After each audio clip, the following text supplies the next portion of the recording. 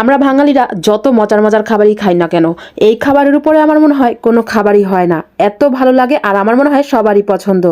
ইফতারের কয়েক ঘন্টা আগে থেকেই কিন্তু আমরা ফলগুলো ভিজিয়ে রাখি, কারণ এখন যেহেতু আমাদের এই দেশে বেশিরভাগ ফলইতেই ফরমালিন থাকে, তাই আমরা কয়েক ঘন্টা আগে ফল ভিজিয়ে রেখে কেটে আবার কিছুক্ষণ রেখে দিই, যাতে এই ফরমালিনটা একটু হলেও ফরমালিন থেকে আমরা মুক্ত থাকতে পারি। যাই হোক, আর এইদিকে কিন্তু আমি রান্নাবান্না অন্য কিছুও শুরু করে দিয়েছি। আর এখন যেহেতু রোজার মাস, আমি চেষ্টা করি কয়েকটা ভিডিও একসাথে করে ফেলার, কারণ রোজার মাসে আসলে ভিডিও করাটা অনেক কষ্ট, রান্নাবান্না করাটা অনেক কষ্ট, যেহেতু আমরা গ্যাসের চুলাতে রান্না অভ্যস্ত, আর এই মাটির চুলাতে রান্না করতে আমার একটু বেশিই কষ্ট হয়। আর এখন একটু গরম যেহেতু পড়েছে, তাই ভীষণ কষ্ট হয়ে যায় আমার জন্য এই গ্যাসের মাটি চুলাতে রান্না করার জন্য।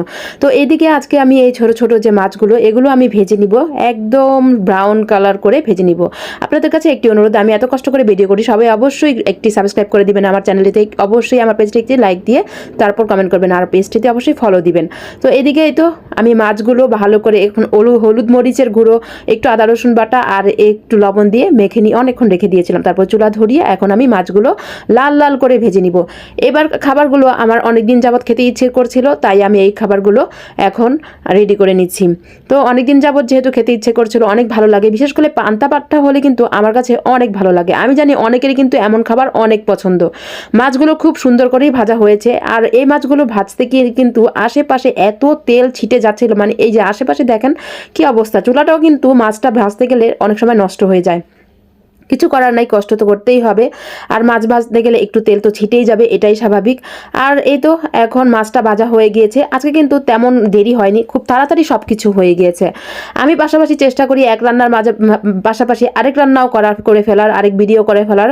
অনেক সময় পারি না, আবার অনেক সময় পারি, কারণ আকাশ অনেক সময় মেঘলা হয়ে যায়, মানে ওয়েদারে তো এখন আর কোনো ঠিক ঠিকানা নাই। অনেকেই হয়তো জানেন যে কি থেকে কি হয়ে যায়। এখন তো যেহেতু আমার এটা খোলামেলা আকাশের নিচে এই রান্নাঘরটা, একটু কষ্ট হবেই স্বাভাবিক। আর আমি মাঝে মধ্যে পারি না ভিডিও করতে, তাই আমি চেষ্টা করি একদিনে কয়েকটা ভিডিও করে ফেলার।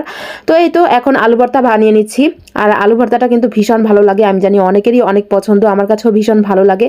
আজকের ভিডিওটি কেমন হয়েছে অবশ্যই সবাই কমেন্ট করে জানাবেন। আর এইদিকেই তো শুকনা মরিচ আমি টেলে নিয়ে আজকে চুলাতেই টেলে নিয়েছি তেলে, আর তেলে ভাজলে একটু গ্রানটা কম বের হয়, যেহেতু রোজার দিন সবার যাতে কষ্ট না হয়, তাই তেলে ভাজলে ভালো হয়।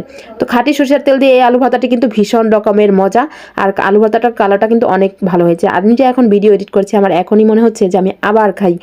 আর আমি রোজার দিন হলে কি হবে, আমি কিন্তু একটু ঝালটাও সবসময়ই খেতে পারি। তো তার সাথে একটু ডাল নিয়েছি, একটু লেবু নিয়েছি, আর আমি শুকনো মরিচটা আলাদা দুটা রেখে দিয়েছিলাম, সেটা নিয়ে ভীষণ মজা করে খাচ্ছিলাম, খেয়ে যাচ্ছিলাম। তো এই তো আপনারা হয়তো ভাববেন যে এটা কি আমি আবার রোজা রেখে খাচ্ছিলাম নাকি, মানে রোজার দিনের বেলা নাকি, না। যাই হোক, আমি লাইট ধরিয়েই আমি এখানে, যেহেতু অন্ধকার হয়ে যায় মাগরিব হতে হতে আজান দিয়ে দেওয়ার সাথে সাথে আমি চেষ্টা করি আবার ভিডিও করার, মানে একটু কষ্ট করি, কষ্ট না করলে আসলে কিছুই হয় না। তো সবাই ভালো থাকবেন, সুস্থ থাকবেন। আজকের ভিডিওটি কেমন হচ্ছে অবশ্যই কমেন্ট করে জানাবেন, আর আমার জন্য দোয়া করবেন, আমি যাতে অনেকটাই এগিয়ে যেতে পারি। আল্লাহ হাফেজ।